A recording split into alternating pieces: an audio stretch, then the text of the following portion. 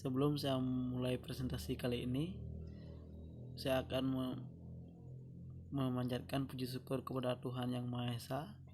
Semoga presentasi kali ini berjalan dengan lancar. Om Swastiastu.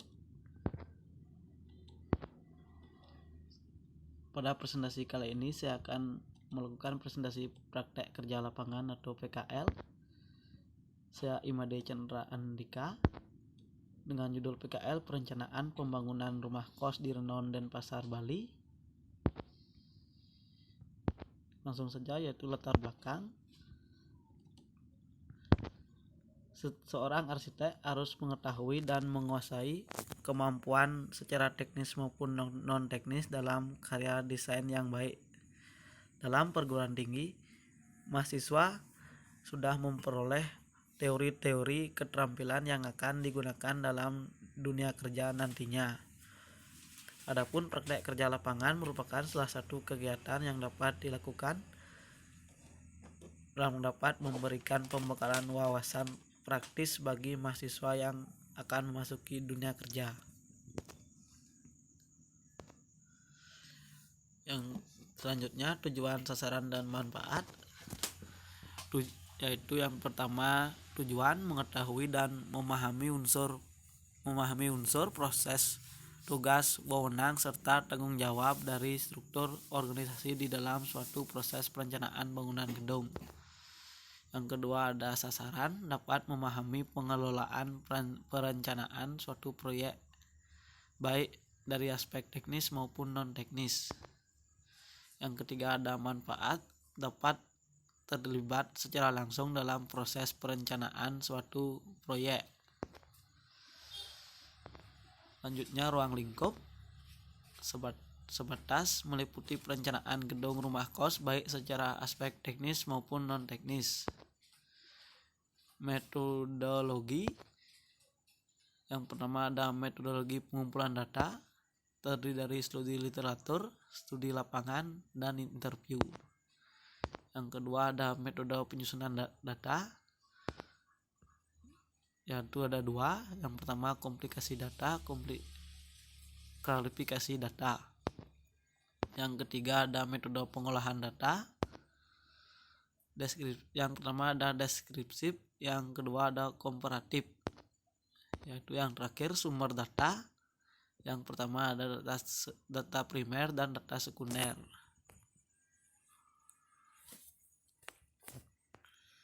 Tinjauan pustaka, tinjauan fungsi rumah sewa atau kos. Pengertian rumah kos.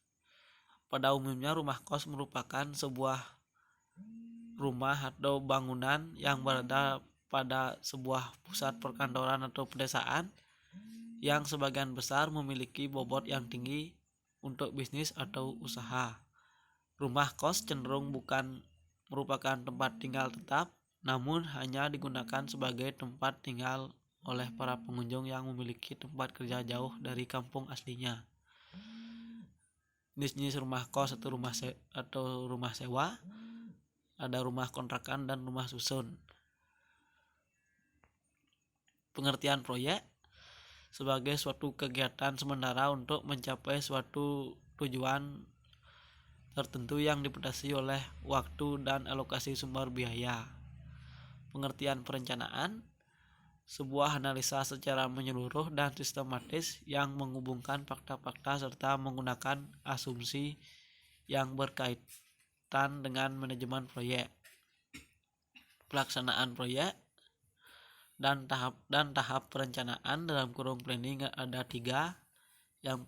Yang pertama ada rekrutmen konsultan, yang kedua ada studi kelayakan, yang ketiga ada tahap penjelasan atau briefing. Sedangkan tahap desain dalam kurung perancangan, yang pertama terdapat tahap pradesain atau preliminary design, yang kedua ada tahap pengembangan desain atau development design. Tinjauan proyek dan gambaran umum proyek. Nama proyek pembangunan rumah kos di Renon Denpasar, Bali. Tahun proyek 6 April 2020. Pemilik atau owner proyek Niwiana Conadi. Lokasi proyek Jalan Tukat Balian, Renon, Denpasar. Luasan site 8 aro. Konsultan CP Prantajaya Konstruksi. Waktu 5 bulan dan nilai proyek dirahasiakan. Adapun sifat nilai proyek yaitu fixed price adalah harga yang pasti diberikan kepada klien karena sifatnya pasti, maka harga tidak akan mengalami perubahan walaupun pengerjaannya sebentar atau lama. Untuk proyek dengan menggunakan sistem fixed price akan dianggap selesai saat hal-hal yang diminta oleh klien sudah terpenuhi. Ruang lingkup dan jenis pekerjaan mencangkup gambaran pekerjaan, gambar konsep, gambar arsitektur, dan gambar konstruksi. Identifikasi CP Prantajaya Konstruksi berdiri tahun 2009, dipimpin oleh Iwayan Putu Darmo, alamat Banjar Dukuh Moncos, Sobangan, Mengwi, Badung, Bali. Proses mendapatkan proyek. Sedangkan hak dan kewajiban tanggung jawab konsultan. Hak memperoleh imbalan jasa, meminta penjelasan data. Kewajiban membuat RAB pekerjaan selesai tepat waktu. Tanggung jawab kerugian atas desain yang dibuat. Ini merupakan struktur organisasi dan pembagian kerja CV Prantajaya Konstruksi. Ada prinsipal arsitektur, kemudian admin dan keuangan, arsitektur interior, MEP, struktur, dan junior arsitek. Pembahasan pelaksanaan proyek, pengumpulan data dan penyusunan TOR, pengumpulan data primer, turun ke lapangan langsung untuk melihat kondisi site dan melakukan pengukuran oleh superior. Pengumpulan data sekunder, mencari literatur dan memahami keinginan owner. Penyusunan TOR, tidak menggunakan TOR sebagai acuan kerja. Yang ini merupakan program kerja dan time schedule proyek.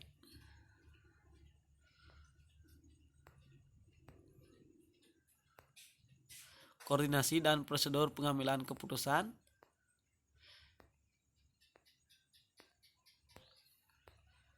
Internal. Sistem internal adalah sistem koordinasi dan pengambilan keputusan. Pada CP Prantajaya Konstruksi ini akan dilakukan dengan melakukan rapat koordinasi yang dilakukan oleh pimpinan CP Prantajaya Konstruksi selaku kantor yang ditunjuk untuk menangani proyek perencanaan dan mengevaluasi apabila hasil gambar yang dibuat terdapat kekurangan atau kesalahan. Sedangkan untuk eksternal, sistem koordinasi dan prosedur pengambilan keputusan antara pihak CP Prantajaya Konstruksi dengan pihak yang terkait biasanya akan diadakan pertemuan di kantor atau di suatu tempat sesuai dengan kesepakatan untuk melakukan meeting.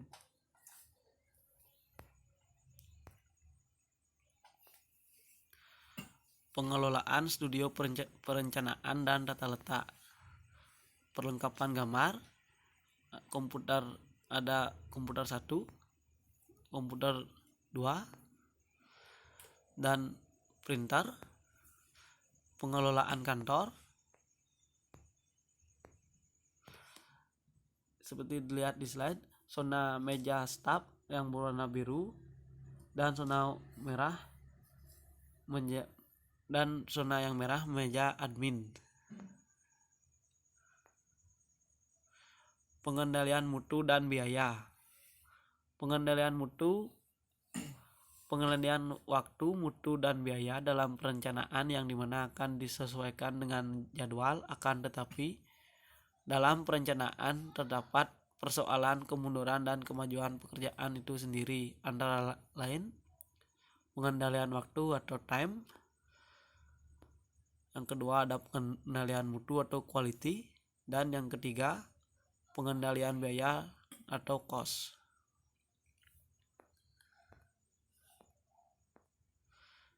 Revisi dilakukan ketika kapanpun kedua belah pihak menemui permasalahan dalam rancangan. Revisi akan segera diselesaikan agar tidak terganggu dengan pekerjaan berikutnya. Penampilan identitas, penampilan logo perusahaan terdapat pada kop gambar dan surat-surat administrasi lainnya. Upaya optimalisasi waktu dalam kurung time. Optimalisasi waktu dengan bekerja selama 8 jam per 5 hari dan 6 jam kerja pada hari Sabtu. Optimalisasi biaya dalam kurung cost. Optimalisasi biaya dengan memaksimalkan pengeluaran operasional. Mekanisme pengawasan. Dalam pengawasan produk rancangan dilakukan dengan memonitoring semua elemen yang terlibat di dalam proyek tersebut. Tahap konsep prarencana. Pada konsep prarencana dimulai dari menuangkan ide-ide konseptor dan pihak owner. Tahapan awal yang dilakukan membuat gambar sketsa 2D layout yang disertai dengan perspektif kasar sesuai dengan masukan dari owner. Tahap konsep prarencana. Pada gambar revisi pertama sesuai kemauan owner agar ditambahkan fasilitas lift pada bangunan dan fasilitas lounge tidak diisi pada bangunan ini dan menggantinya dengan minimarket yang akan direncanakan pas berada di depan pintu masuk. Di atas minimarket direncanakan oleh owner agar menambahkan restoran, dan di atas restoran rencana owner menambahkan area gym. Pada gambar revisi pertama ini setiap bangunan dibagi menjadi 3 masa. Satu masa terdapat 4 ruang tidur kos yang dilengkapi pantry dan toilet, dan setiap masa pada kos ini memiliki 1 anak tangga, dan setiap masa bangunan ini memiliki jarak 1,5 meter. Tahap pengembangan rancangan. Tahap pengembangan rancangan dalam kurung design development merupakan tahapan mematangkan desain dengan mengintegrasi konsep desain secara keseluruhan ke dalam bentuk denah, potongan, tampak, dan perspektif atau 3 dimensi. Ini merupakan gambar master plan yang fix dan di-ACC oleh owner atau pemilik proyek. Main building. Pada desain tampak bangunan seperti gambar di atas, sesudah pengajuan pertama ke owner terlihat di mana bangunan rumah kos ini konsepnya memakai modern minimalis. Terlihat pada pemilihan material seperti cat putih pada tembok, sedangkan untuk bentuk kolom yang mana dari bawah kolom bangunan ini agak besar dan mengecil di atasnya.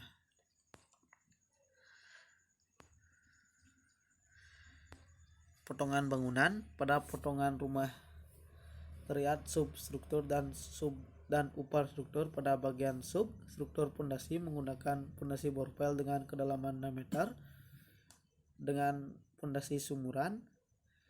Untuk superstruktur menggunakan kolom 50-40 sebagai struktur utama, dan superstruktur menggunakan konstruksi baja ringan. Tahap penyusunan berbagai jenis dokumen. Tahap penyusunan dokumen ini ada 3 hal. Yang pertama penyusunan dokumen IMB, penyusunan dokumen gambar kerja, serta penyusunan RHB. Untuk penyusunan dokumen ini biasanya melibatkan owner untuk mempermudah penyelesaian pekerjaan. Serah terima pekerjaan perencanaan. Serah terima pekerjaan dilakukan bila semua pekerjaan telah selesai dikerjakan sesuai kesepakatan bersama. Dalam administrasi, owner harus membayar sisa termin sesuai kontrak kerja sebelumnya. Penguasaan berkala. Pelaksanaan proyek. CP Prakerja Konstruksi bertugas mengawasi pelaksanaan proyek menyangkut teknis pelaksanaan konstruksi fisik, meliputi memberi penjelasan tambahan isi dokumen kontrak, membuat gambar atau syarat tambahan bila diperlukan lainnya. Sekian presentasi dari saya. Maaf apabila ada kesalahan kata. Saya tutup dengan promo Sandi Om. Sandi Om. Terima kasih.